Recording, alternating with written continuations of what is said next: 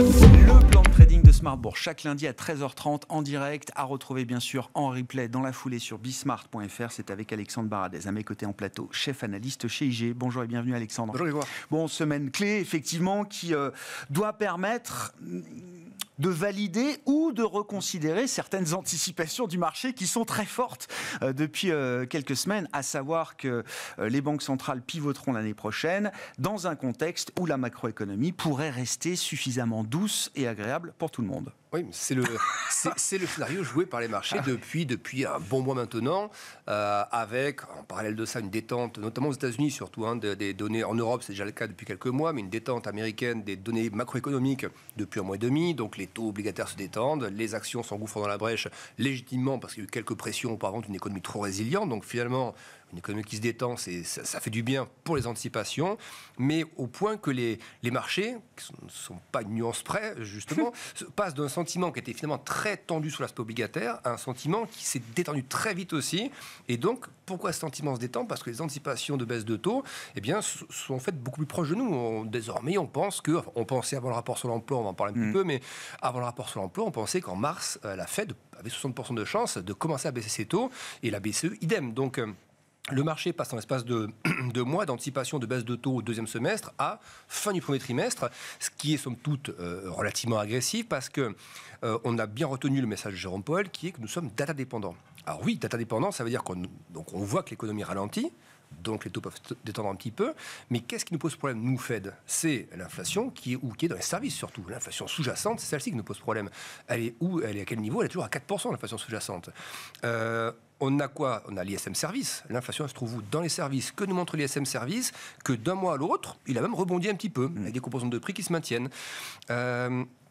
Donc, on a les données quasiment les plus importantes pour la Fed sur l'activité et sur l'emploi, ce fameux rapport sur l'emploi, le taux de chômage. Alors, il y a des effets un peu de réintégration, post-grève, etc. Mais il y a toujours est-il que le rapport globalement, inscription au chômage, emploi plus forte que prévu, taux de chômage plus faible et des salaires surtout, qui restent à planer, qui ne ralentissent pas plus, qui restent à 4%. Il en faudra plus pour que la Fed déclenche une première baisse de taux et matérialise un pivot rapidement. Disons que les propos qu'on a entendus jusqu'à présent, c'est de dire on va être en gros certain que l'inflation sur la bonne pente durablement vers le 2% pour commencer à changer de vue sur l'inflation. Le Jérôme Powell qu'on a eu il y a même pas une quinzaine de jours, c'est un Jérôme Powell qui s'interrogeait encore sur la nécessité ou pas de relever les taux. Alors, probablement un peu de théâtre là-dedans, un peu de rhétorique, mais ce n'est pas un Jérôme Powell qui s'interrogeait sur la première date de baisse de taux. C'était plutôt, est-ce qu'on est suffisamment restrictif ? Donc, je ne vois pas, depuis ce discours qui était même pas tout juste 2 semaines, la salve de données qu'on est derrière, en quoi le tableau d'ensemble aurait fondamentalement changé. Et puis, demain, on aura l'inflation, effectivement, qui sera publiée.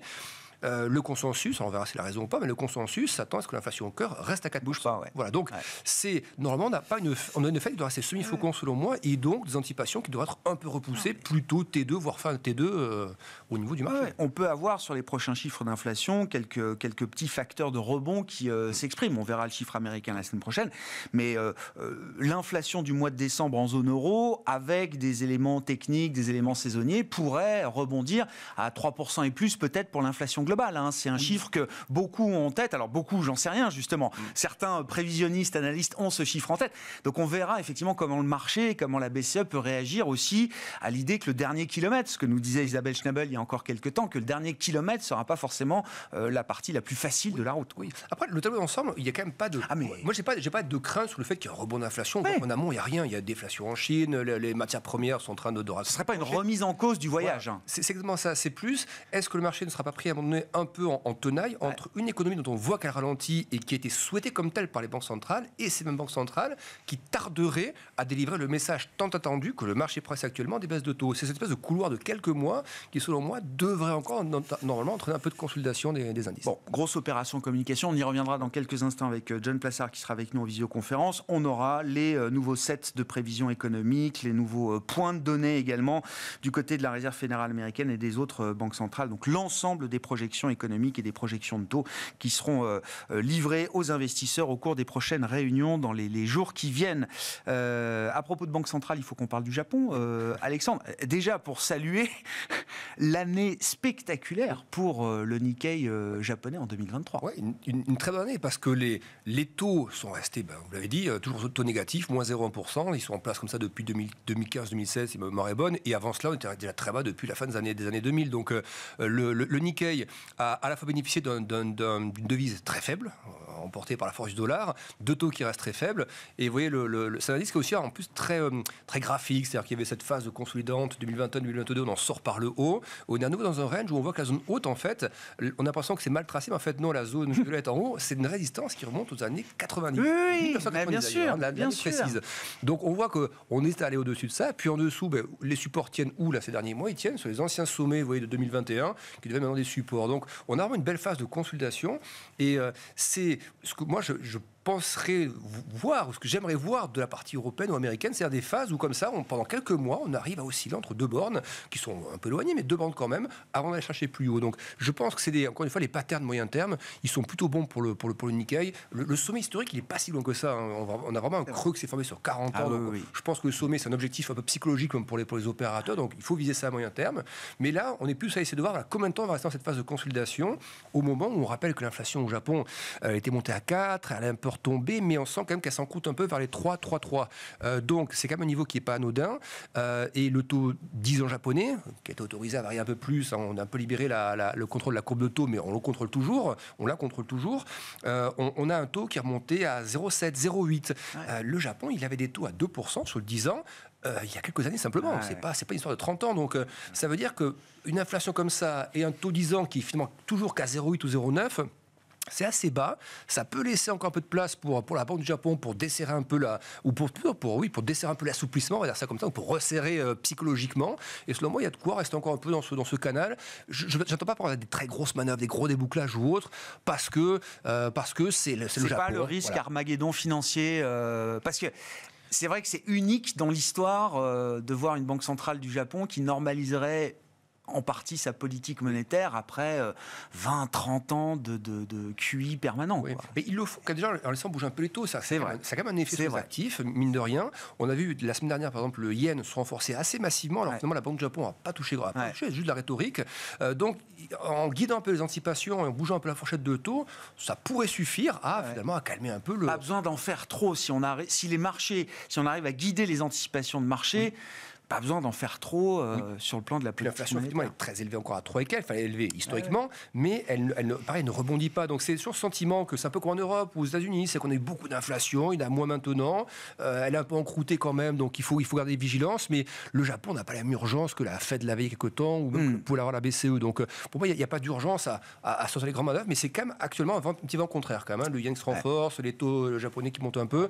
C'est plutôt quand même un petit vent contraire, donc favorable à cette poursuite de consolidation dans la zone qu'on a actuellement. Bon, qu'est-ce qu'on peut dire alors du Nasdaq là autre aussi indice qui a connu une année 2023 spectaculaire au point de marquer de nouveaux records, en tout cas de records annuels. Oui, c'est ça. Record annuel, et puis on n'est pas très loin des records historiques. C'est quelques pourcents. Novembre 2021, c'est ça de mémoire, le Nasdaq. Juste avant la fête commence à durcir le ton d'ailleurs, c'est bien timé. Et là aussi, vous voyez ce qu'on vient d'écrire dans la partie un peu macro là, pendant quelques minutes, c'est selon moi, si c'est bien ce que nous avons mercredi et jeudi pour Fed et BCE, avec des anticipations qui sont un peu repoussées. Pourquoi le Nasdaq irait beaucoup plus haut tout de suite en fait? Le parcours, il a déjà réalisé sur le premier semestre. Il y avait le thème AI également qui tirait tout ça. On latéralise un petit peu biseau baissier quand les conditions financières, quand les conditions économiques restaient très résilientes. Les conditions économiques se détendent, on revient chercher le sommet annuel, on passe un peu au-dessus.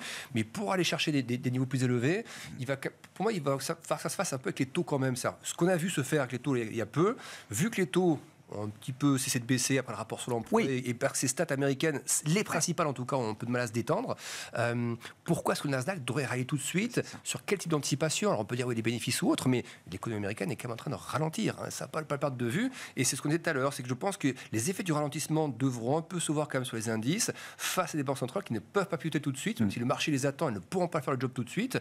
Et donc quelques mois, peut-être 2-3 mois encore, où ça vient un peu. Donc ça peut être une consolidation. Moi j'aurais bien un retour dans la zone des 15 000, 14 500, ça me paraîtrait, c'est pas beaucoup. Légitime. Ouais. Légitime, c'est quelques pourcents de consolidation et ça s'intégrerait bien dans le schéma actuel macro et monétaire. On verra, hein, c'est vrai que pour l'instant, voilà, la détente des taux longs a été spectaculaire, intense, ça semble se calmer. On est passé de 5 à 4,25 au moment où on se parle sur le 10 ans américain.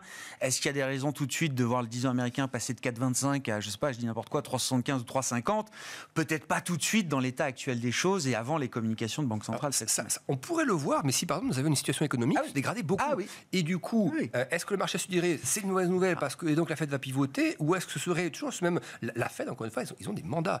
Tant que ça ne craque pas, ça peut descendre assez vite au niveau macro, mais tant que ça ne craque pas comme en mars dernier avec les banques, tant que ça ne claque pas, l'hypothèse de la contraction n'a jamais été écartée par Jérôme Powell dans ses conférences de presse. Rappel d'un économiste la semaine dernière, hein, que je cite, Nicolas Gottsman, qui était venu nous voir. Le put de la Fed, s'il est quelque part, c'est bien sur l'économie avant tout, pas forcément sur les marchés. Hein. Oui. Donc voilà. Qu'est-ce qu'on peut dire ? Alors, il faut dire un mot quand même de la classe d'actifs qui n'a pas participé au rallye général qu'on connaît depuis fin octobre, à savoir les matières premières. Et vous êtes venu avec le graphique du cuivre, plus précisément, Alex. Oui, on était venu avec le pétrole il y a quelques jours. Le pétrole, c'est ce qui nous montrait, l'ensemble des matières premières nous le montre, même si l'énergie le montre un peu plus, que le ralentissement macro américain, on va vraiment travailler les matières premières à la baisse. L'Europe était déjà ralentissante, mais c'est vraiment le ralentissement américain qui a ramené la vague de baisse qu'on a depuis 4-5 semaines. Et là-dedans, alors, il y a une matière première qui est le cuivre, qui est donc très sensible à la Chine. Je la trouve toujours intéressante à surveiller parce que les niveaux post-Covid, etc., on les a corrigés depuis. On a eu cette belle correction entre-temps. On est reparti, on le voit au niveau du déconfinement en Chine. Vous voyez, fin 2022, début 2023, ça rallie à nouveau sur des niveaux de cours relativement hauts. Ce rebond chinois qui déçoit, donc le cuivre qui redescend.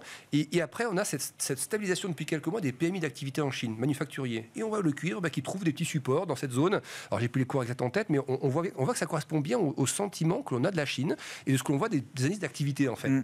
Donc, je dirais que c'est assez neutre comme interprétation, mais de la même manière qu'on trouve assez neutre la stabilisation du high yield chinois ou la stabilisation des PMI. C'est-à-dire que ça se stabilise en zone basse, en zone pas terrible. Est-ce qu'il faut donc acheter tout de suite en disant le mieux devant nous ? Peut-être, mais est-ce qu'il ne manque pas encore 2-3 catalyseurs, des rebonds d'indices d'activité ? On a vu l'inflation par exemple ce week-end, on est sur du moins 0,5 désormais.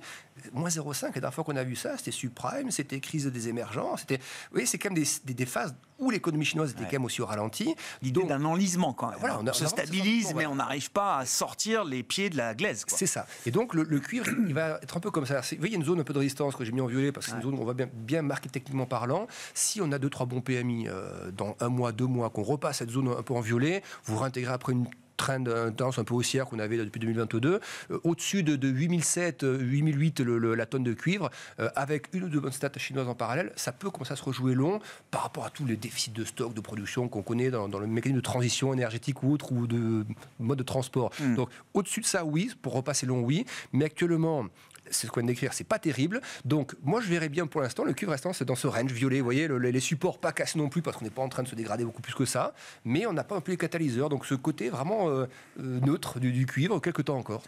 Sur le plan macro, pour l'instant, tout le monde est satisfait de voir des cours de matières premières qui restent, comme vous dites, dans des zones assez neutres. Bon, le pétrole a beaucoup rebaissé, oui, ça a reperdu $20. Bon, on est à 70 et plus sur le pétrole WT. On n'est pas non plus revenu à 30 ou en territoire négatif. Hein, donc, le marché, ce qu'il voit lui aujourd'hui, le marché action, il voit l'aspect positif de ça. Il voit que c'est pas inflationniste. C'est positif pour la conso. Bon, ça entretient quand même c'est toujours ça, c'est la consommation. Hein, voilà. C'est cette pellicule entre... Ça peut traduire du ralentissement, ça traduit un ralentissement, mais aussi ça influence les taux à la baisse, ça ne fait pas craindre de vagues d'inflation seconde, etc. Donc pour l'instant, on regarde effectivement, et le marché a raison de le faire au départ, le verre à moitié plein, mais le verre à moitié plein, il a été bien bu, je trouve. Donc est-ce qu'à un moment donné, il n'y a pas la nécessité, en fait, plutôt d'aller trop dans le rallye, l'appétit pour les actifs risqués, peut-être un petit peu, de remettre un petit peu la sensibilité macro là-dedans, et du coup un peu sur les actions aussi. Est-ce qu'on n'a pas bu un peu plus que la moitié du verre, quoi ? C'est ça, à ce stade, question qu'on se pose en cette fin d'année. Merci beaucoup Alexandre. Alexandre Baradez avec nous chaque lundi pour le plan de trading de Smart Bourse sur Bismart.